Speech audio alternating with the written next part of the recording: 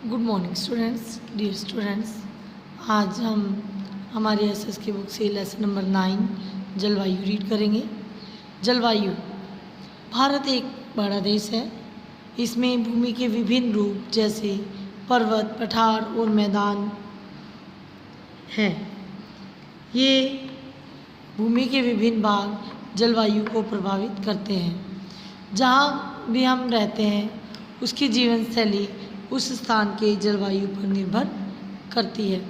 इसका मतलब हमारा रहन सहन जो है वो जलवायु पर निर्भर है। कुछ स्थान गर्म और कुछ स्थान बहुत अधिक ठंडे होते हैं। कुछ स्थानों पर भारी वर्षा होती है और कुछ स्थानों पर कई वर्षों तक बारिश नहीं होती है। ये सभी कारक एक स्थान के जलवायु को निश्चित करते हैं। भारत का जलवायु जो है मुख्य रूप से 3 ऋतुओं में बांटा जा सकता है। ग्रीष्म ऋतु, वर्षा ऋतु और शरद ऋतु। सबसे पहले हम जानेंगे ग्रीष्म ऋतु के बारे में। भारत में ग्रीष्म ऋतु मई से आरंभ होकर जून तक चलती है। गर्मियों में सूर्य की किरणें सीधी पड़ती हैं, इस कारण बहुत गर्मी होती है। दिन का तापमान 40 डिग्री सेल्सियस से अधिक रहता है और मैदानों में गर्म और शुष्क पवन बहती है जिसे कि लू कहा जाता है। दिन रातों से बड़े होते हैं। गर्मियों में शाम में धूल भरी हवा चलना भी एक सामान्य बात है। समुद्र तटीय क्षेत्र समुद्री पवनों के कारण ठंडे रहते हैं। लोग सूती और हल्के वस्त्र पहनते हैं गर्मियों के दिनों में उन्हें ये सूती वस्त्र जो है वो हमें ठंडक प्रदान करते हैं। बहुत से लोग गर्मी से बचने के लिए मैदानों से पहाड़ी स्थानों पर चले जाते हैं। गर्मियों के दौरान कुछ पर्वतों की चोटियां बर्फ से ढक जाती हैं। गर्मी मैदानी क्षेत्रों में बहुत ज़्यादा पड़ती है स्टूडेंट्स। तो गर्मियों में कुछ ज़्यादातर लोग जो है समर वेकेशन में ही हिल स्टेशंस पर जाते हैं ताकि उन्हें इस भारी गर्मी से कुछ राहत मिल सके। हमारे देश में मई से जून तक लगातार गर्मी पड़ती है और उसके बाद बारिश का सीज़न शुरू हो जाता है, रेनी सीज़न शुरू हो जाता है जो कि अब चल रहा है। उसके बाद हम पढ़ेंगे वर्षा ऋतु। वर्षा जून और जुलाई के महीने से आरंभ होकर अगस्त और सितंबर तक चलती है। वर्षा ऋतु के दौरान हवाएं अरब सागर और बंगाल की खाड़ी से चलती हैं।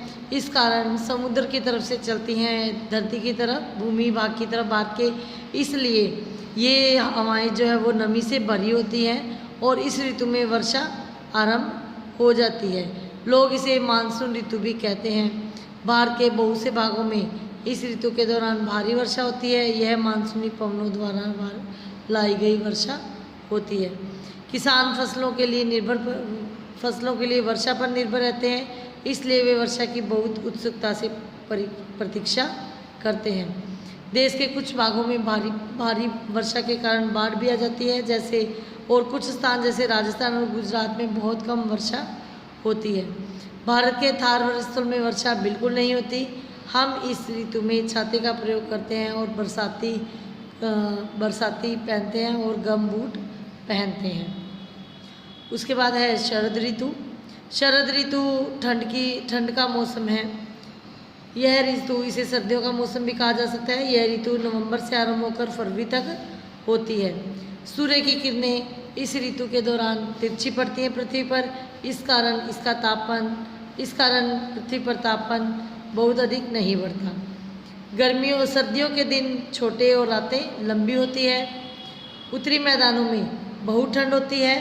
पहाड़ी क्षेत्रों में अत्यधिक ठंड होती है और पर्वतों पर तो बर्फ गिरने लगती है सर्दियों के मौसम में।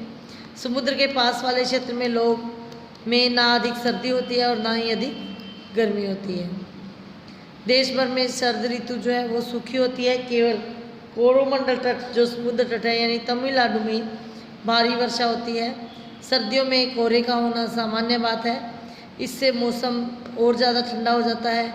सर्दियों के मौसम में लोग ऊनी कपड़े पहनते हैं जो उन्हें गर्म रखते हैं। तो स्टूडेंट्स, ये हो गई हमारे भारत में विभिन्न ऋतुएं, गर्मी की ऋतु, बारिश की ऋतु और सर्दी की ऋतु। तो ये गर्मी, ग्रीष्म, वर्षा और शरद ऋतु हमारा हमने समझ लिया और हमारा चैप्टर कंप्लीट होता है। Stay home, stay healthy.